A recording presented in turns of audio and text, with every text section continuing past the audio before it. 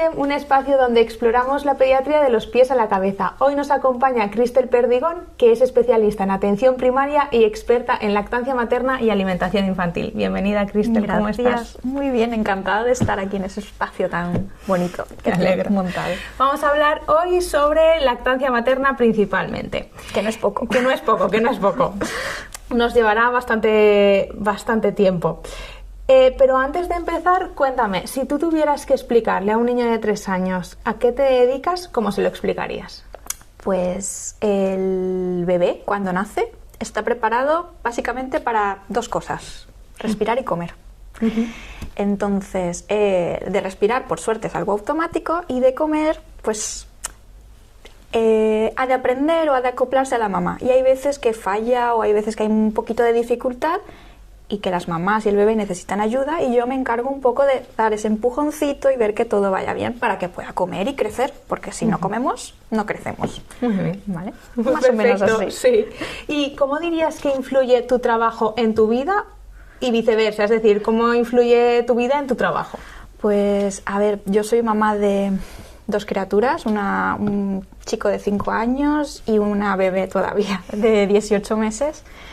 Y la primera maternidad, ya era pediatra, me cambió mi manera de ver un poco los pacientes a los que me enfrentaba. Primero tenía una concepción muy teórica o muy simplista, ¿no?, de lo que ha de ser una mamá y un papá para que el bebé crezca bien.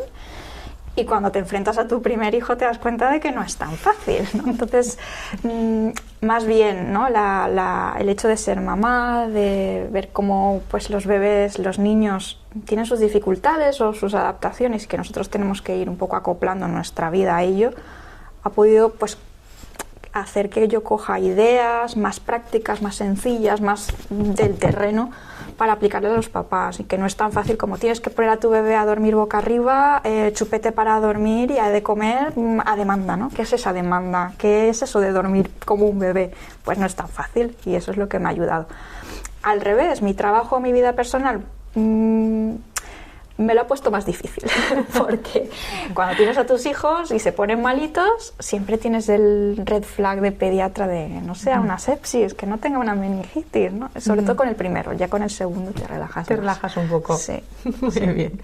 Y pues nos metemos un poco en materia, ¿vale? Nuestras abuelas y nuestras madres tenían la concepción, o quizá a lo mejor ya no tanto nuestras madres, de que la lactancia artificial era un poco mejor que la lactancia materna, y hemos vuelto otra vez a recuperar esa lactancia materna. ¿Por qué crees que ha pasado esto? ¿Cuál ha sido la historia de la lactancia materna? Cuando nuestras abuelas, ¿no?, que vinieron de una infancia en la que pasaron mucha hambre, tuvieron dificultades para acceder a alimentos nutritivos, ¿no?, pues se comía mucho carbohidrato, proteínas, pues tenían más dificultad. Cuando ellas se vieron enfrentadas a ser ellas madres, tenían siempre ese miedo a que no les pasara como ellas de pequeñas, ¿no?, a pasar pues que su cría no esté bien alimentada. Al final, el instinto maternal de hacer que nuestra cría se alimente es innato, vamos, eso siempre lo vamos a tener allí. El llanto igual a comer, ¿no? Si encima ellas recuerdan esas dificultades que pasaron y se empiezan a cargar con la publicidad tan intensa que empezamos a recibir de las farmacéuticas, de las empresas de leche, hombre, algo que tan simple como preparar un vasito y darle de comer y que tu hijo crezca rápido sin la molestia de tener que sacarte el pecho pues en público, sin tener que sufrir con las grietas, el dolor, pues vamos, lo tenían súper fácil. Se les vendió un poco de que no había dificultades, ¿no?, de que el bebé iba a crecer igual de bien, de que se iba a alimentar súper fácil, de que iba a dormir mejor, y nada más lejos de la realidad. Aunque es algo fácil, ¿no?, para pues poder dejarle con otro cuidador, fácil en el sentido de cómodo. Al final son bebés que hemos visto con la evidencia científica que es por no autogestionar cómo se alimentan, ¿no?, no tener ese esfuerzo que hacer al mamar, pueden tener más riesgo de sobrepeso, obesidad, problemas metabólicos, o sea que no es todo color de rosa. También se les inculcó entre ellas que su leche ya empezaba a partir de los 3 meses, sobre todo a los 6, ya no alimentaba. Entonces, aunque fueran madres que daban pecho, ese miedo de, uy, mi pecho ya no alimenta, mi leche no es de buena calidad, se les queda aquí en la memoria. Y al final es un mito, unas creencias que se van transmitiendo pues, como la plaga, de generación en generación. Y algunas de nuestras madres incluso nos nos lo transmiten un poquito con ese miedo, y si no estamos bien informadas o no tenemos una buena red de apoyo, tenemos el mismo miedo, la misma inquietud de que nuestra cría no se alimente lo suficiente, ¿no?, con nuestro pecho, nada más lejos de la realidad. Y además la magia, ¿no?, de la lactancia materna, porque no es la misma leche la que es al principio como la que va evolucionando con el niño. Incluso no es la misma leche la de un bebé recién nacido a término con la de un recién nacido prematuro. ¿Cómo es esto? Quiere decir, ¿cómo llegas a explicarle la importancia de este alimento tan bueno, pero a la vez tan inteligente, que parece que hecho a medida para este bebé, a las familias? ¿O cómo podemos transmitir esta idea de, oye, es que esto parece magia? Es magia, para mí sigue siendo magia. Sí que hay una explicación, porque sí que hay conexiones neuronales, inmunitarias entre la boca del bebé y el pecho, ¿vale? Y también la manera en que succionan, que el cuerpo se va dando cuenta, la edad que tiene el bebé, la fuerza que tiene, ¿no? Entonces, al final, incluso hasta que el bebé no alcanza una madurez, del prematuro al bebé maduro, esa leche no vuelve a cambiar. Si una mamá le da pecho a 2 hijos de edades diferentes, pues también. Si el bebé está malito, crea más inmunoglobulinas, se hace con más carga proteica para poder alimentarlo y poder también pasarle esos anticuerpos al bebé que está malito. Es un componente biológico, y la palabra es eso, inteligente. Y le explicamos a las mamás que, aunque el volumen total sea el mismo, al final tiene la capacidad de ir nutriendo cada vez más con el crecimiento del bebé. Un niño que ya se alimenta con 2 años, aunque haya un gap un poco energético que tendría que complementar con otros alimentos, esa leche le está nutriendo todavía, no es solo aguachirri, ¿no?, como nos quieren vender un poquito. Y solo hace falta ver cómo varía a lo largo del día. No es lo mismo la leche del principio de la mañana que la de la tarde. La propia melatonina que va generando la mamá con el ciclo circadiano es capaz de transmitirse por la leche materna. Por eso es tan importante intentar dar un poco la leche a demanda, ¿no?, y se va regulando tanto el ciclo circadiano del bebé como con el de la mamá. Es mágico. ¿Es importante la alimentación de la madre para la lactancia materna? Sí, pero es relativo. ¿Qué quiero decir con esto? Que madres en situación de pobreza, desnutrición, son capaces de ofrecer una leche materna de muy buena calidad. Sí que es verdad que si esta desnutrición es muy prolongada, pueden haber ligera variación, sobre todo de las grasas en la leche, ¿vale? Pero el componente graso de la leche materna es una parte ínfima, ¿vale? La leche materna es una leche con mucho hidrato de carbono, mucha proteína y baja en grasa. Por eso hace que necesiten alimentarse con frecuencia. Con lo cual, a nivel práctico, una madre que se nutre como nosotras, vamos, en el primer mundo, que tiene acceso a todo tipo de comida, produce una leche de estupendísima calidad. Sí que hay algún componente al que puede ser sensible el bebé, pues son intolerancias específicas que a través de lo que come la mamá pueden afectarle. Pero las comidas diarias, las legumbres, el huevo, salsas, condimentos, no le va a afectar al bebé, en principio, ¿vale? Vale, y ahora vamos a repasar esos problemas que pueden aparecer durante la lactancia, porque desde luego todos sabemos los beneficios que tiene, pero también sabemos que a veces pues pueden aparecer ciertas dificultades. Empezamos hablando de pezón y todas sus variedades. ¿Qué nos puedes contar sobre esto? Es una preocupación muy habitual, sobre todo mamás que tenemos el pezón plano, ligeramente invertido, ¿vale? Un pezón que no es el típico, ¿no?, de libro, sale como un chupete, ¿no? Lo primero es que tenemos que saber que el bebé no se agarra del pezón. El bebé necesita acoplarse al pecho y utiliza así que a veces el pezón para buscarlo o identificarlo y generar un poquito el reflejo de succión, ¿vale? Pero un bebé que se coge del pezón es un bebé que no está mamando bien, con lo cual pezones planos, invertidos, en principio cero problemas. Sí que puede haber un poco de dolor o bastante en función de cómo esté el tejido del pezón, ¿vale?, y la fuerza de succión que haga este bebé, ¿vale? Los pezones invertidos, al final, como el bebé tiene que hacer vacío para adentro, pueden hacer que protruya un poco y generan, pues eso, molestias. En estos casos, muchas veces, los primeros días, primeras semanas, sí que necesitamos pues como una pezonera, ¿no?, para que el bebé pues pueda identificar rápido el pezón, luego se puede retirar, y también para cubrir un poquito esa molestia, ese dolor. Pero al final, cuando el bebé poco a poco vaya creciendo, será capaz de identifico el color, la sensación de la areola y me agarro y no necesito el pezón para nada. Y pechos hay de todos los tipos, más caídos, más grandes, más pequeños. Lo importante no es el tamaño tampoco del pecho, por ejemplo, que es una duda frecuente, sino la glándula que está detrás. Pechos pequeños, lo que tenemos es baja grasa, que es el sostén de la mama, ¿vale? Pero lo que produce la leche es la glándula que está detrás, que al final es como un árbol pequeñito que se va produciendo la leche conforme el bebé va mamando, ¿vale? Sí que la mamá debería haber notado durante el embarazo cambios en el color de la areola, se oscurece más, y eso es para que el bebé que acaba de nacer y que no ve bien pueda identificar con facilidad dónde está el pecho, ¿vale? La sensibilidad también cambia, y es una sensibilidad hecha para que reciba o interprete que un bebé está succionando y le envíe la señal al cerebro de produzco leche. ¿Vale? Pues eso están un poquito más sensibles y más fácil que un mal agarre haga grietas y problemas, ¿vale? El principal problema que veo en consulta y que sufrimos las mamás es dolor.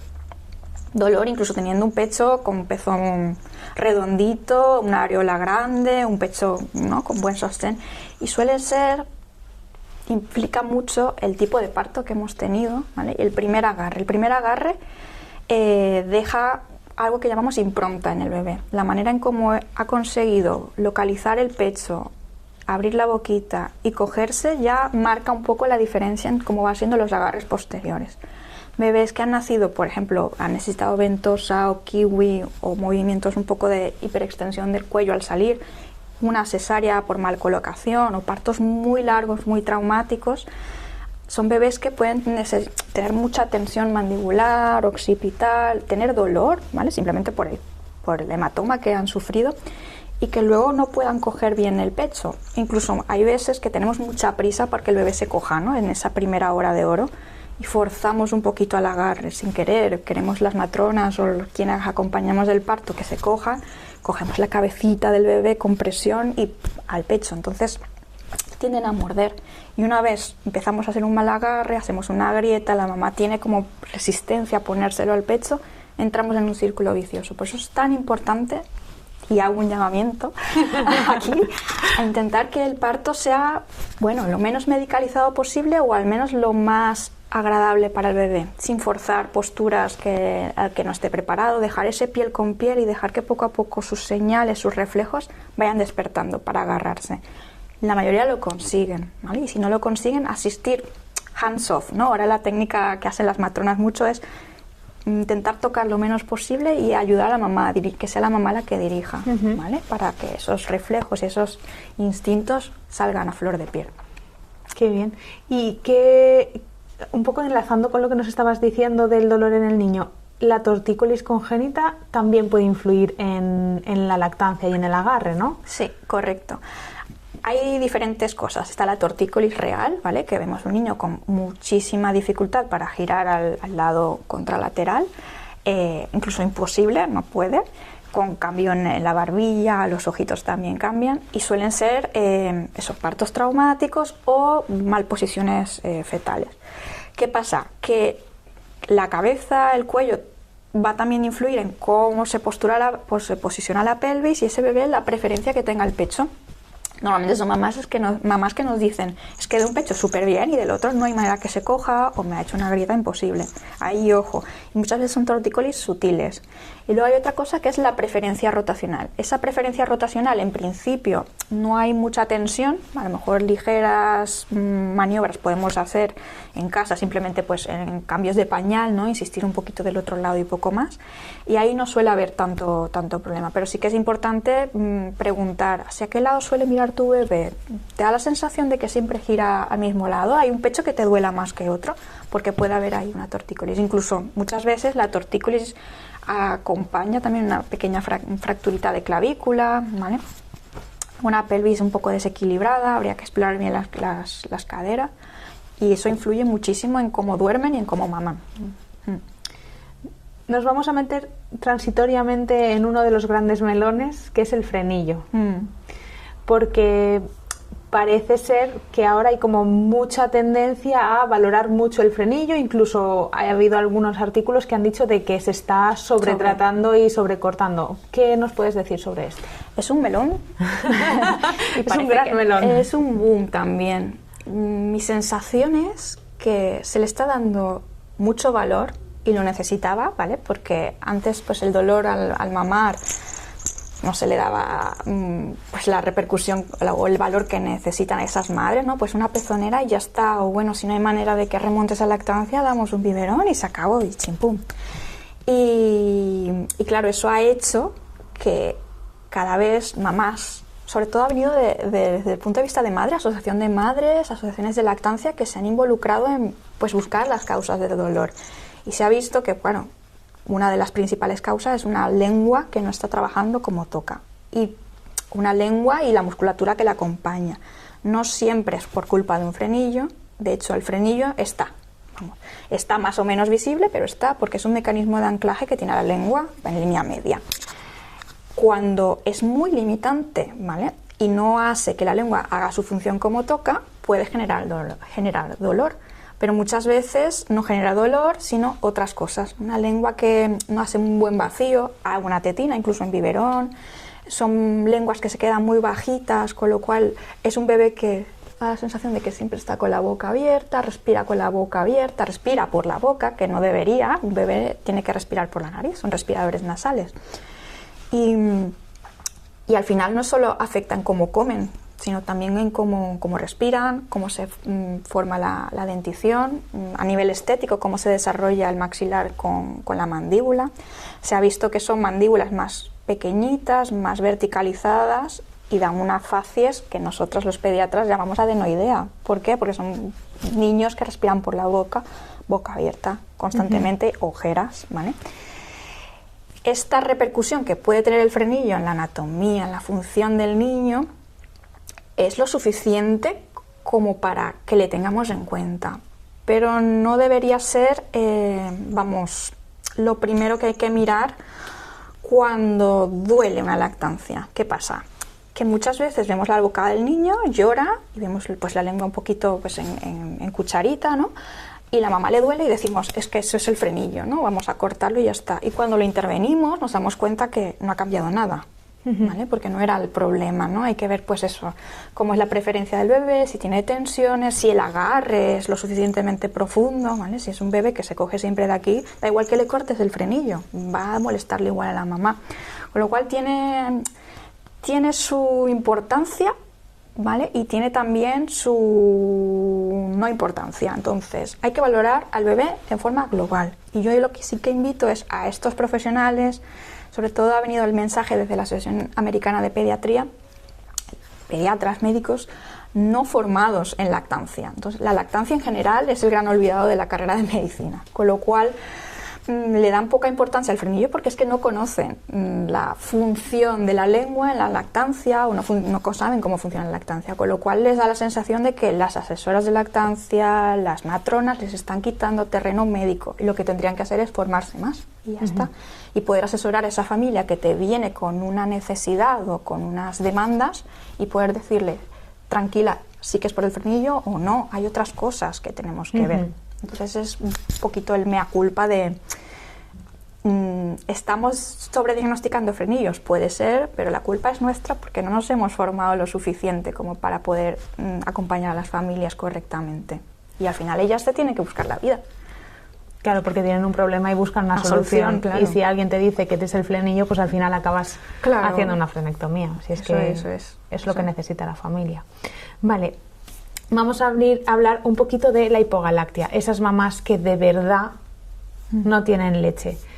¿Es frecuente, no es frecuente? ¿Qué podemos hacer si la encontramos en consulta? ¿Cómo lo podemos diagnosticar o qué es lo que veríamos realmente? Porque a veces no son hipogalactias reales o sí. Claro. ¿Cómo lo podemos ver? Yo clasifico, me gusta un poco poner orden a mis pacientes, un poco en tres grupos. Está la mamá a la que le ha tardado en subir la leche, que es un retraso de la galactogénesis, una hipogalactia secundaria, ¿no? Pues a un parto muy largo, muy cansada la mamá, le ha costado posicionarse porque hace una cesárea o no.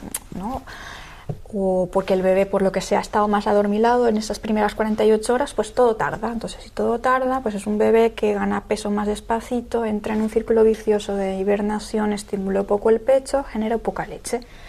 Esa hipogalactia secundaria depende de lo pronto que la detectemos, ¿no? No es lo mismo detectarla a la semana de vida que a los 15 días del mes. Es más o menos salvable. Ese tejido mamario tiene una capacidad de regeneración y de adaptarse a la demanda del bebé, que si nos ponemos a ello con estimulación frecuente del bebé o con sacaleches, es posible recuperarla y ya está. Luego está la hipogalactia primaria, ¿vale? Que suele ser por una falta de tejido capaz de generar leche, una hipoplasia mamaria, ¿vale? O hay veces ciertas intervenciones, cirugías mamarias, que pueden tanto seccionar la glándula como los conductos por los que sale la leche, disminuir un poquito la sensación que tiene la mamá cuando el bebé mama y al final pues también produce menos leche a lo largo. Y luego está las mixtas, tenemos un poco de todo. Problemas médicos de la mamá durante el embarazo o de base, hipotiroidismo, diabetes o diabetes gestacional. El ovario poliquístico, que también es el gran olvidado de la medicina, ¿no? Y toda su repercusión metabólica. Y muchas veces mamás no diagnosticadas de ovario poliquístico, que tienes que indagar un poco de cómo eran las reglas antes, si la ves con mucho vello de normal o si eran muy velludas antes, si tenían problemas en la adolescencia con dolores de regla, ¿no? O reglas un poco locas. Ahí puede haber un problema hormonal, metabólico, que puede hacer que el patrón hormonal con la que se genera la leche no sea el óptimo para producir la leche que necesita el bebé. Y que ese retraso en producir leche también influye en cómo se agarra el bebé, el estímulo que tenga. Un bebé que recibe poco estímulo al mamar, al final envía poco estímulo. Entonces es un círculo vicioso. Las mixtas son las más complicadas y sí que son las que más estoy viendo, ¿vale?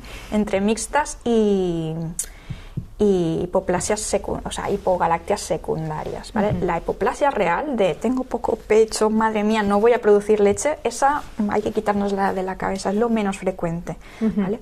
O por ejemplo, sí que en Estados Unidos hay mucha tendencia a mamá que no produce leche, voy a pedirle una analítica y voy a hacer una ecografía para descartar que no se haya desprendido del todo la placenta.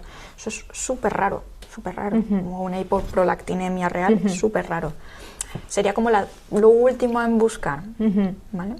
Vale, y ya que lo has comentado un poco, ¿cómo puede influir las mamoplastias de aumento o las reducciones mamarias en la lactancia materna?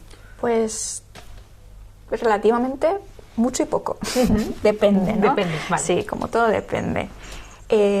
También depende de dónde se haya hecho la mamoplastia y de cómo se ha hecho la sección para introducir la prótesis, o si es prótesis o simplemente injerto de tejido, o si no, más bien vaciado. ¿Vale? Depende un poquito.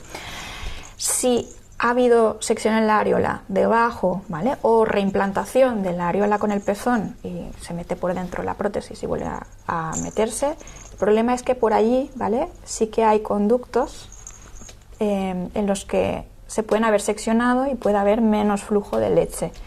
Además, esta zona que es tan sensible, tiene un montón de input neuronal hacia la mama, ¿vale? Y hacia todo el cuerpo de la madre, puede ser una zona que esté un poco más dormida. Entonces, cuando el bebé succiona y se agarra, reciba menos información de succión y de vaciado del bebé. En ese caso, suele o puede haber problemas de estimulación y de producción láctea.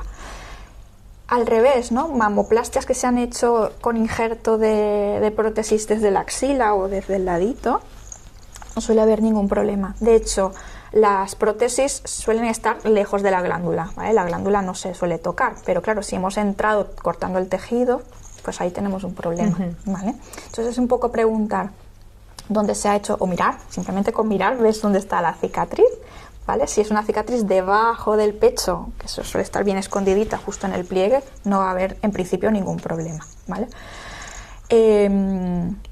Incluso madres que han tenido problemas con estas prótesis, lo digo por si os pasa, que se han roto, pueden dar el pecho perfectamente. Lo que sí que progresivamente deberían consultar con un cirujano para valorar la retirada, ¿vale? pero en principio, o sea, no modificamos la glándula y el bebé no tendría que tener ningún problema para mamá con esas prótesis.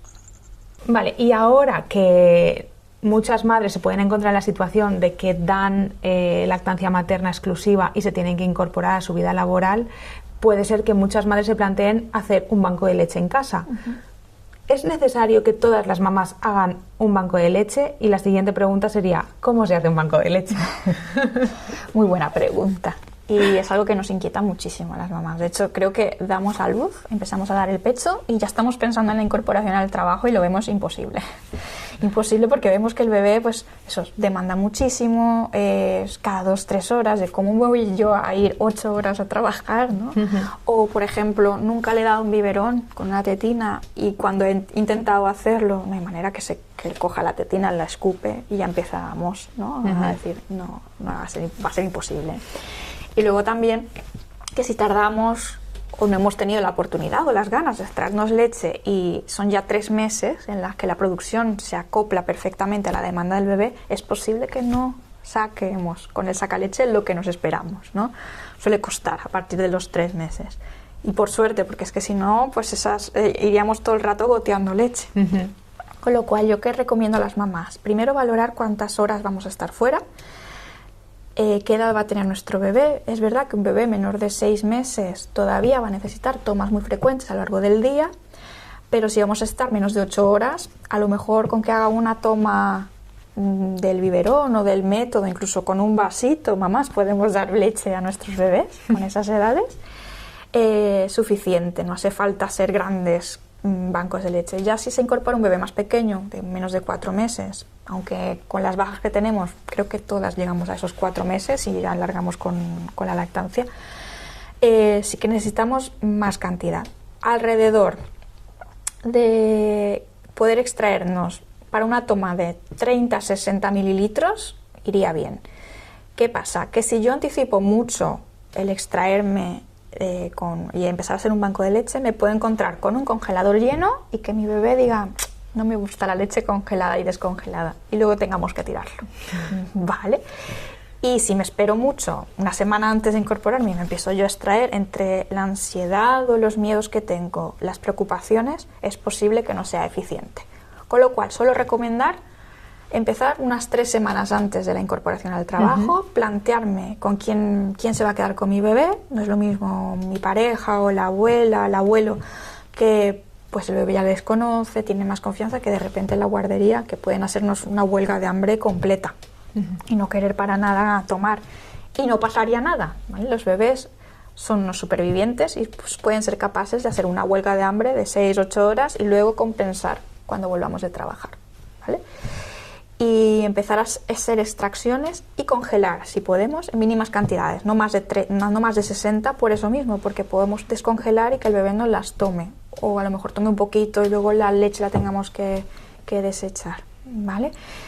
Si queremos hacer una buena extracción, sí que recomiendo a las mamás es aprovechar el momento en que tengo a mi bebé acoplado el pecho, ¿vale? Y si ya lo tengo bien acoplado, ponerme el extractor del otro lado, ¿vale?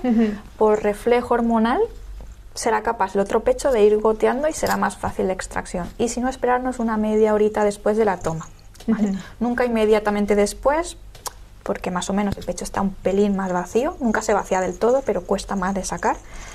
Y sobre todo también por las mañanas, en los que suele haber más producción de leche, ¿vale? Muy bien. La siguiente pregunta vamos a orientarla un poco a esas familias, o incluso a los pediatras, ¿no? Pediatras y familias, de decir, ¿cuándo tenemos que derivar a una familia a que pida ayuda especializada con la lactancia? ¿Qué perfil de familia, qué tenemos que valorar antes de mandar a nadie, o al revés, o qué cosas os llegan quizá demasiado tarde y tenemos que tenerlo un poco más en mente?